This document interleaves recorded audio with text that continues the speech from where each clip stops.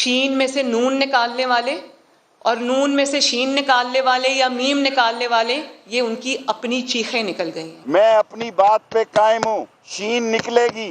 ادارے بھی جو عمران خان کے ساتھ کھڑے ہیں، اس چیز کے اوپر توجہ دی جانی چاہیے کہ ایک ایسے شخص کو آپ نے قوم کے سر پہ مسلط کر دیا ہے۔ پاک فوج کے بارے میں جو زبان استعمال کی گئی ہے، آرٹیکل 6 غداری کا مقدمہ درج کیا جائے۔ کون سے 10 سوال؟ میں ان 10 سوالوں کو مذاق سمجھتی ہوں۔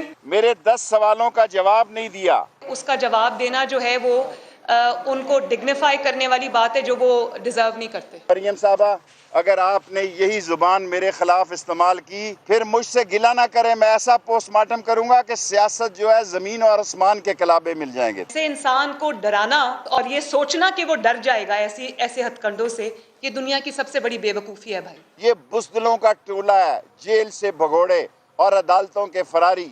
یہ اپنے آپ کو چیمپئن بتانا چاہتے ہیں۔ میاں صاحب کا اور میرا جو بیانیہ ہے اس کا بوجھ اٹھانا ہر کسی کے بس کی بات نہیں۔ جب ان کو عمران خان نے NRO نہیں دیا تو ان کے بیانیے آ گئے۔ نون لیگ کے پاس نہ صرف استعفوں کا آپشن ہے بلکہ نون لیگ کے پاس ایک ڈیسائسو لانگ مارچ کا بھی آپشن ہے۔ آپ استعفوں کا شوق پورا کریں، ہم الیکشن کرائیں گے۔